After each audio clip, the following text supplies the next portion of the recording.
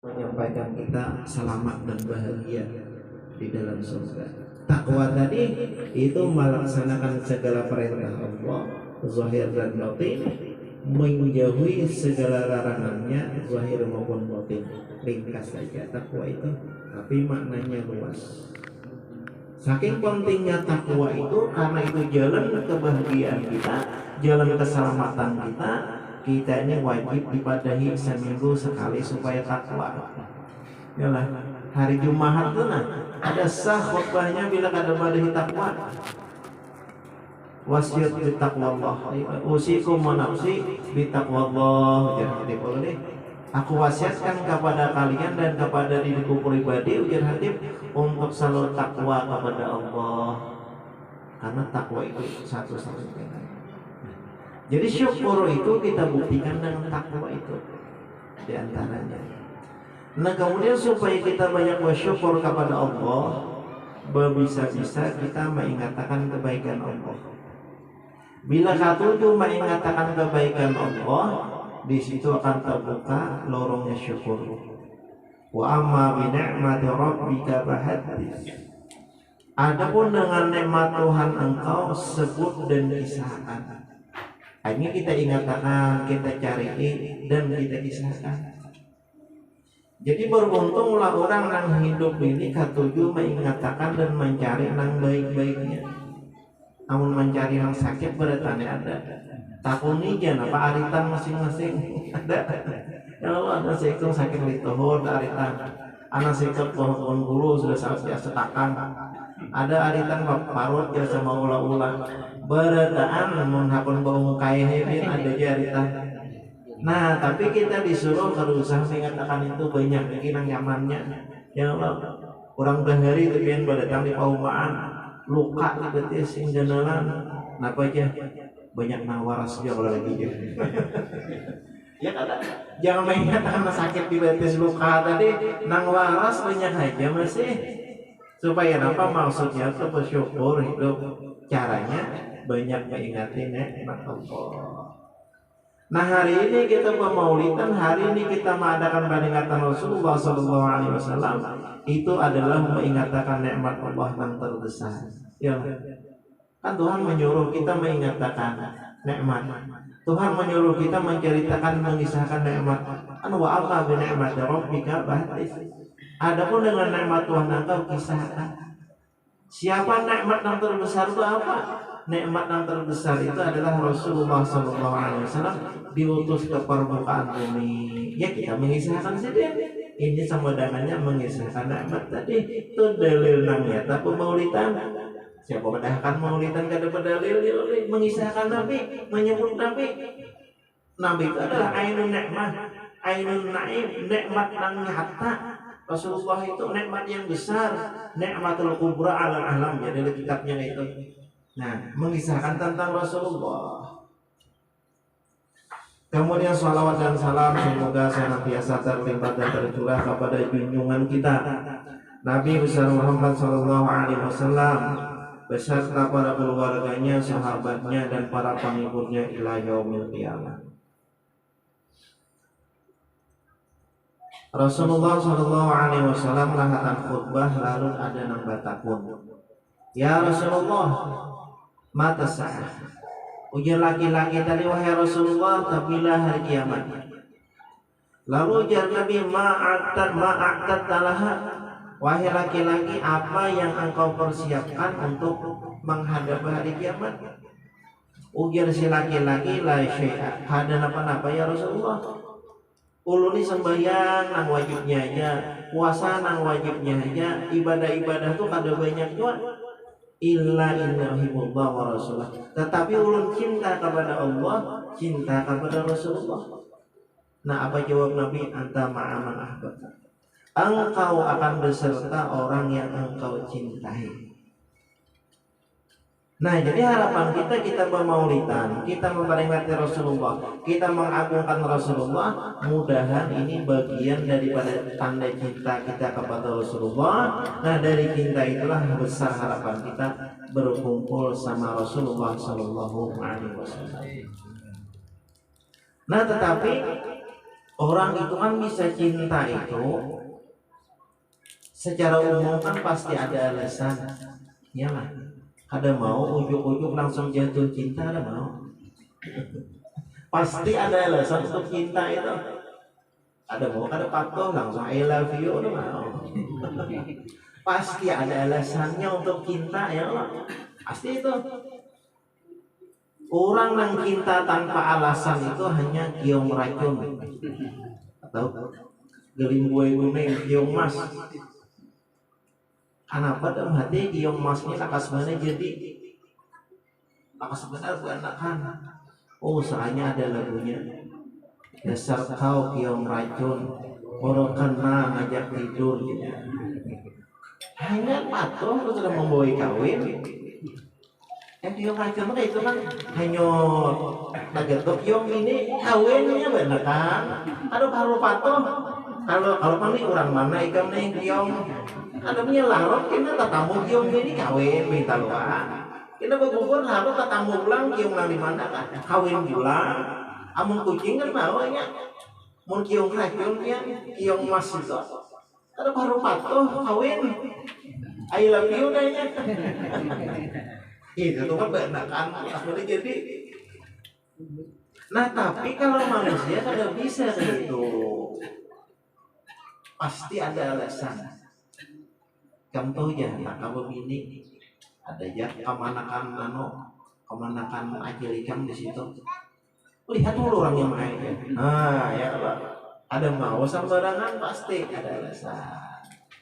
Nah lalu di antara alasan-alasan orang yang cinta itu banyak, maka seluruh alasan-alasan orang yang bisa cinta itu ada pada diri Rasulullah SAW.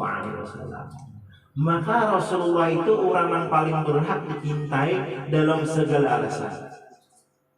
Pertama, orang itu bisa cinta, kagum dan suka karena bungas, jelas. Bungas benar orangnya. Di binian tuh kayak siapa ya? Bungas benar. Di bibir sek. Atau di GL. Bubuhan nangan aja nih nang habis idahnya dah.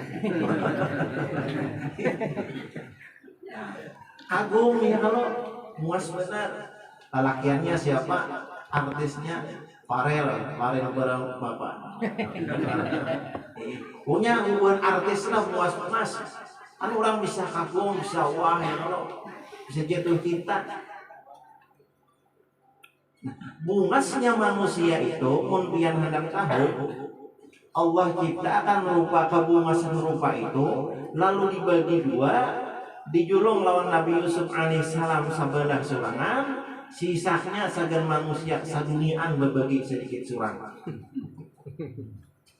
Artinya nang bungas benar jadi kita bungas benar tuh orangnya nah itu berbagi sedikit surang.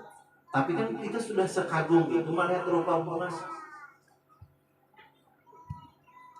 Sedangkan Rasulullah SAW Allah ciptakan kebungasan tadi dijulung lawan Nabi kita sempurna ada berbagi bagian. Nang ampun Nabi Yusuf separuh bungasnya tuh lah. Bibinian melihat bungasnya Nabi Yusuf itu rahatan menguyak buah ada sadar tangan nang dihiris. Nah, tak asikan melihat nyamannya bungasnya Nabi Yusuf tuh. Pala marainahu akbar mana kalau mereka melihat Nabi Yusuf mereka ngomong aku wa qala ma hadza illa malakun karim ma hadza bashar illa malakun karim. Ujarnya ini lain manusia ini malaikatnya kehukumasan ini itu hanya separuh. Asik melihat lagi asik pula itu orang asik unjun ada tah pintu halal marawat. Orang asik mau unjun tapi ditapal nyamuk kan ada bahasa. Dan ini dalil ujar ulama seseorang itu bisa meninggal dalam keadaan karena merasa sakit. Seperti bibinian tadi kan pas saya tangannya karena merasa kenapa asik melihat indahnya Nabi Yusuf. Jadi para wali-wali itu ketika hendak wafat dinampakkan Allah martabatnya, derajatnya, kedudukannya di dalam surga. Asik melihat itu, ada merasa itu roh ini dicabut. seperti seperti keluarnya rambut di dalam gelepung. Nah, ada berdasarnya pun pada sakit jiwa, cuma kalah dapat nikmat yang didapayakan Allah itu. Ya gambarannya seperti orang bahasa seperti bibinian tadi kan melihat rupa Nabi Yusuf, ada merasa lagi ini tersayang. Itu langsung karu ya. Kayak apa Rasulullah? Oleh karena itu, bila kita melihat orang nang muas benar, apalagi nang muas lo kalangan para habaib lah, rupanya bukus Allah yang karena dunia manjung, baik dia bis, puas, ganang kayak apa pada Tuhan Sijin, kayak apa Rasulullah. Jadi ketika kita melihat orang muas, nang kita kagum itu hendaklah kayak apa muasnya Rasulullah. Jadi penasaran kita ini, rindu kayak apa muasnya Rasulullah. Nang kayak ini kena di luar muasnya. Kayak apa Rasulullah Nabi kita tuh. Dengan kita kau memandang wajah Rasulullah nang muas badan itu. Nah jadi kita kada dinding lawan Rasulullah ketika melihat orang muas dikatakan kayak apa muasnya Rasulullah. Dan muasnya Rasulullah itu yang istimewa. Apa istimewanya? Bisa menular ke orang nang dihiga sendiri. Artinya tuh orang nang duduk di higa Rasulullah itu tak umpat emas. Orang nang duduk di higa Rasulullah tak umpat putih bersih warna kulitnya, cerah di higa Rasulullah itu. Karena memang kebaikan Rasulullah selalu menjalan. Dan ajaran Rasulullah mengajarkan kita baik itu jangan hendak seorang aja, Nabi punya kawan bawai orang supaya baik itu yang seperti Rasulullah. Sehingga Rasulullah itu fisik sitin pun tak umpat orang lain baik. Amun manusia biasa kadang boleh. Amun lagi surangan asal muasai. Lagi surangan di kamar. Nah nulis kaning, makeup segala macam. Imah tatatai orang muas aja ya aja Pak. Nang muas ni nampak muas, nang hancur ni banget hancurnya. Itu manusia biasa. Lagi surangan asal putihan, lagi surangan. Sulak ke Banjar, masuk ke bank, kata Thailand, petugas bank, mas girang bener. Nang putih nampak putih, lo menghirang bebangan hirangnya. Nah itu manusia biasa. Tapi kalau Rasulullah SAW, nah kepuasan sendiri, kebaikan sendiri itu menjalar ke bawah. Nah berarti kalau bila bisa senang, kagum dan cinta dengan alasan puas, maka yang paling puas itu Rasulullah. Berarti yang paling berhak dicintai adalah Rasulullah SAW. Atau orang tuh bisa juga senang dan cinta itu karena apa? Karena pintar. Nah, orangnya kan puas tapi pintar. Atau juga sekalasan ngawani kawan duduk wibinian kan ngawani taros dia apa ringking taros ini membungas kan juga. Cuman pemintarnya di sekolahan pasti dikatujui, gurunya katuju, kawannya katuju. Nah kata ibu pula gitu bola putih ya, mau mendengar juara. Sapu buku aja, masa buku amat kali bener ya. Kurang katuju beritaan kenapa? Karena kepintarannya. Artinya orang bisa senang walaupun gak ada emas tapi alasannya pintar dikatujui orang ya lah. Nah jadi kalau cinta, suka, kagum karena alasan pintar, maka Rasulullah itu paling berhak dicintai dan dikagumi. Kenapa? Rasulullah SAW orang yang paling pintar. Allah menciptakan akal kecerdasan itu lalu dibagi 1999 saja Nabi kita. Ditinggal sebuting bagi 1000 lah, ada bagi 10, ada bagi 1000 nih bagaimana bagiannya? Ada 1% kan? Mau 1000 tuh yang Allah dibagi 1, jangannya 100 ditinggal 1 kan tuh 1%. Ini 1000 ditinggal sebuting. Nang sebuting tadi ulang dibagi 10. 9 saja nabi-nabi dan para wali, nang 1 sisanya hanya manusia berita. Itu kan kita kagumnya kayak kalau kepintaran manusia. Nah berarti bila kita kagum lawan orang pintar, orang cerdas, orang pahapalan, ingat-ingat yang paling pintar manusia itu Rasulullah SAW. Jadi malah orang pintar, hendaklah jangan tak dinding lawan Rasulullah. Kagak dengan kayak apa Rasulullah itu pintarnya.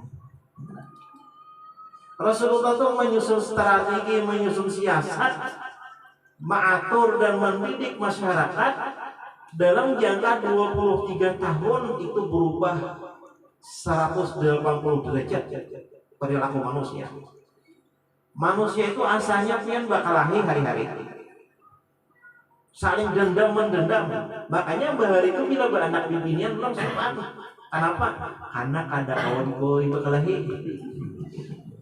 Karena bahari itu bila zaman jahiliyah itu bila orang itu dibunuh, bisi anak genal, anak ini kena balas dendam.